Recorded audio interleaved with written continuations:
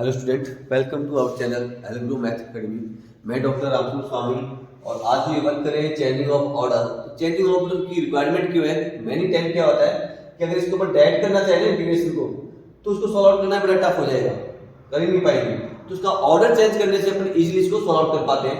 तो order of change में क्या करना होता है अपने को कि इसकी जो लिमिट है वो चेक करते हैं आपको। यानी यहाँ पर क्या गिवन है, let I is equal to integration, ये जो यहाँ पर x की लिमिट, दैट मींस ये लिमिट किसकी है, y की है। तो अगर ये y की लिमिट है फिर ये x की लिमिट हो गई, x की लिमिट, यानी x 0 से 1 दे रखा है और y is equal to e की पावर x से y is equal to e आपको ये गिवन है।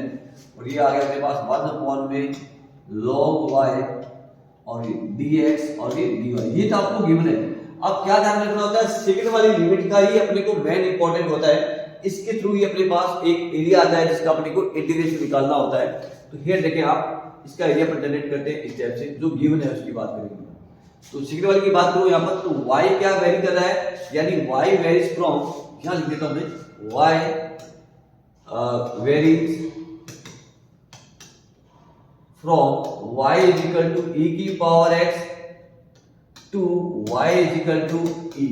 अब ये e की पावर x को कैसे करते हैं? देखो e की पावर x का फॉर्मूला क्या होता है, e की power x equal to 1 plus का x square by 2 factorial x की 3 बाय 3 फैक्टोरियल, इस तरह से देते हैं इसका। अगर मैं x का 1 पुट कर दूं यहां पर, x इक्वल टू 1 सपोज करो, e आ जाएगा मेरे पास, यानी 1 प्लस का 1 बाय 2 फैक्टोरियल 1 बाय 3 फैक्टोरियल, इस तरह से।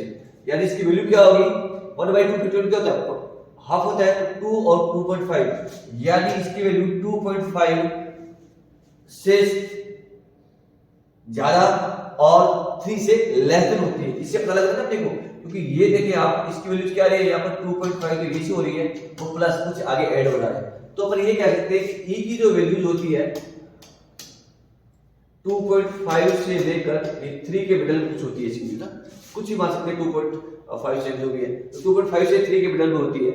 अगर मैं यहाँ पर x की वैल्यू 0 ले लूं, e की पावर x, तो ये आ जाएगा, e की पावर यहाँ पर 1 लिया तो e आ गया। अब देखो यहाँ पर y is equal to e की पावर x।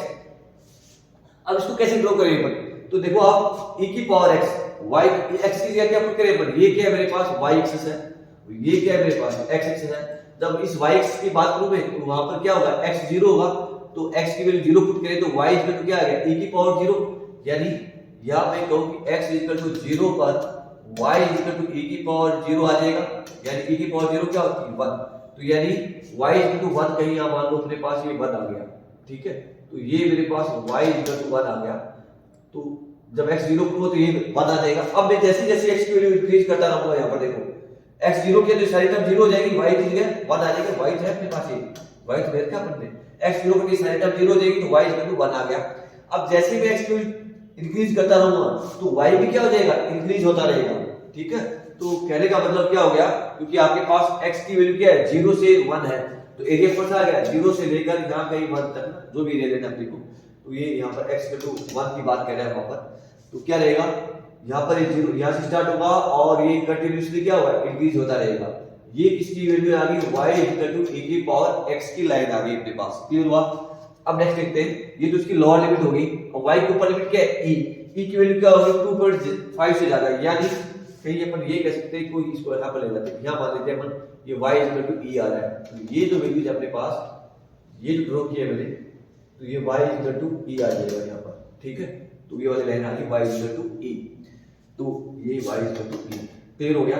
अब मतलब क्या हो गया, इसकी जो लिमिट है, लोअर लिमिट क्या होगी यहां पर, ये वाली लिमिट होगी यहां पर, y की वैल्यूज यहां पर क्या है, lower limit y equal to e की पावर x है, यहां पर e की पावर x है, और अपर लिमिट क्या है यहां पर, y इक्वल टू e आ रहा है अपने पास, क्लियर है।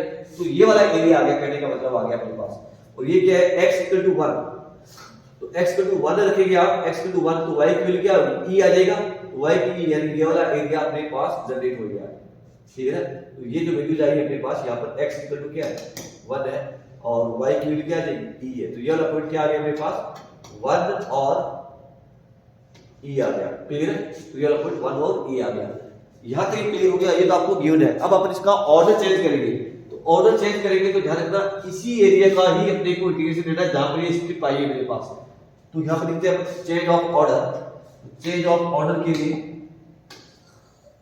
जो इसको समझना है आपको ना, ये कैसे लिखा है तो मैंने समझाने के लिए था।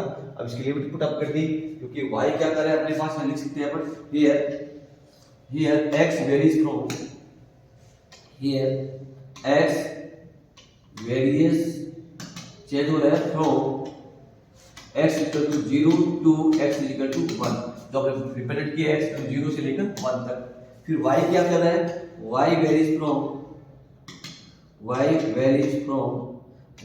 इक्वल टू e की power x, y is equal to e की पावर से, ये जो लाइन है अपने पास y is equal to e की पावर x से to y is equal to e, तो y is equal to e एक कांस्टेंट आ गया, तो ये आ गया अपने पास। अब now the change of order, change of order के लिए देखिए आप, तो द चेंज ऑफ ऑर्डर में क्या रहेगा, i इक्वल टू लेफ्ट, तो ये double integration as it is, और ये भी वैल्यू एज इट इज है 1 अपॉन में log y, और ये dy और ये dx हो गया, dx dy को अपन लिखेंगे dy dx। अब इसकी लिमिट बात करते हैं, तो ये जो लिमिट आएगी मेरे पास ये y की लिमिट है। अब y की लिमिट देखो यहाँ पर क्या है, तो y की लिमिट ये वाला एरिया ध्यान रखना जिसमें ये स्ट्रिप आ रही है अपने पास, वही एरिया होगा अपने पास। y इक्वल टू यहाँ पर क्या 1, तो यहाँ पर y इक्वल टू क्या है e, यानी ये y इक्वल टू 1 से लेकर ये y इक्वल टू e तक हो गई। पहली लिमिट तो देखते ही आ रहे आपको, और एक मिनट और इसका और बताना था मेरे को, क्या जो एरिया अपने पास वहां बना है उसी एरिया को अपन दोबारा से जनरेट करेंगे। इसके लिए क्या हुआ, जो एरिया यहाँ पर अपने बना हुआ है इसको सब हटा देते हैं अपन, यानी कहने का मतलब क्या हो गया कि जो एरिया अपने पहले बनाया वही सेम कॉपी करूंगा मैं यहाँ पर, ठीक है, सेम कॉपी करूंगा उसका। तो y इक्वल टू e यहाँ पर था अपने पास, ये स्टेप से लाइन आ गई थी, ये y इक्वल टू e की पावर x की लाइन थी, नो डाउट, और y इक्वल टू e की लाइन, ये कोई कांस्टेंट आएगा y इक्वल टू e, तो ये मेरे पास ये जो लाइन आ रही है y इक्वल टू पहले जनरेट कर लिया हमने, यहाँ तक क्लियर है। और ये जो भी है अपने पास ये वाली जो लाइन थी यहाँ पर x इक्वल टू क्या था 1, और स्ट्रिप आई थी, यानी इस एरिया में देना अपने को, यानी ये वाला एरिया ही इसके अंदर अपने पास है जिसका अपने को इंटीग्रेशन करना है। क्लियर हुआ। इस एरिया में देखिए आप y इक्वल टू यहाँ पर क्या है 1 से e, तो मैंने लिख दिया y इक्वल टू 1 से e, जो एरिया मैंने यहाँ पर किया है जहाँ पर वो स्ट्रिप आई थी। अब करते हैं बात x की। सेकंड वाली लिमिट के लिए मैंने बताया आपको कि सेकंड वाली लिमिट के लिए आप x की लिमिट ले तो x के पहले स्ट्रिप लेंगे आप, तो यानी मैंने ये वाली स्ट्रिप ले ली यहाँ पर, इसकी जो लिमिट होगी वही अपने पास इस सेकंड वाले इंटीग्रेशन की लिमिट लगा देंगे अपन, इस स्ट्रिप की जो लिमिट है। तो ये तो y एक्सिस है, यहाँ पर x की वैल्यू क्या होती है 0, तो मैंने यहाँ पर क्या लगा दिया x equal to 0। Upper limit की बात करूं तो यहाँ पर देखो आप y इक्वल टू क्या है, ये e की पावर x है, जब इसका log लेंगे आप तो क्या होगा log y equal to x log e होता, x log e क्या होता है 1, तो x की वैल्यू क्या आ गई मेरे पास यहाँ पर x equal to log y आ गया। क्लियर है। तो यहाँ पर जो वैल्यू आ गई अपने पास x की वैल्यू log y आ गया, log y। तो ये लिमिट आपको एक्सप्लेन कर रही थी कैसे इसको सॉल्व करना है। अब क्या करेंगे आप, ये लिमिट किसकी है x, y की लिमिट है तो ये x पे आ रही है, तो पहले x की रिस्पेक्ट सॉल्व करेंगे इसको, यानी y इक्वल टू 1 से e को जैसे रखा मैंने और इसको सॉल्व करेंगे तो जब रिस्पेक्ट टू में x को तो 1 बाय log y ये कांस्टेंट होगा इसका, मतलब कहने का क्या हुआ कि log 1 अपॉन log y ये तो इसके लिए कांस्टेंट होगा। अब मैं इंटीग्रेशन किसका लूंगा, यहाँ पर x को तो 0 से लेकर log y का, और यहाँ पर क्या रहेगा अपने पास dx, तो ये बाहर आ गया dy। ठीक है। अब dx का 1 होता है 1 से e है यहाँ पर 1 बाय log y, और इसका आ जाएगा यहाँ पर x और इसकी लिमिट आ जाएगी 0 से log y और ये dy। अपर लिमिट लगेगी इसके अंदर सिर्फ 1 से e किया, तो यहाँ पर 1 upon log y as it is है, कांस्टेंट है इसके लिए, तो यहाँ पर क्या आएगा सिर्फ log y आएगा और ये dx। अब क्या होगा इससे, ये log y से log y कैंसिल आउट हो गया, अपने पास क्या वैल्यू आ गई इंटीग्रेशन ऑफ 1 से e, और यहाँ पर क्या रहेगा dx, और x का इसका क्या होता है x होता है, और ये 0 से e आ जाएगा, सॉरी 1 से e आ जाएगा, यानी e माइनस का 1। इसको आप देखो ये सॉल्व किया हुआ यहाँ पर देखेंगे, ओके क्लियर थी आपको। तो ये इंटीग्रेशन किया तो आपको एक्सप्लेन किया है सेम सी टाइप से। ये 1/log y dx इसका हो गया, ये इंटीग्रेट किया, e माइनस 1 आ गया। बस इस वाले एरिया का ध्यान रखोगे आप, यहाँ पर y इक्वल टू क्या अपने पास 1 है, ठीक है। तो आई होप ये आपको समझ में आया होगा। फिर भी कोई डाउट है तो आप कमेंट बॉक्स में जरूर मेंशन करें ताकि वीडियो को और ज़्यादा अपग्रेड कर सके। Thank you for watching the videos.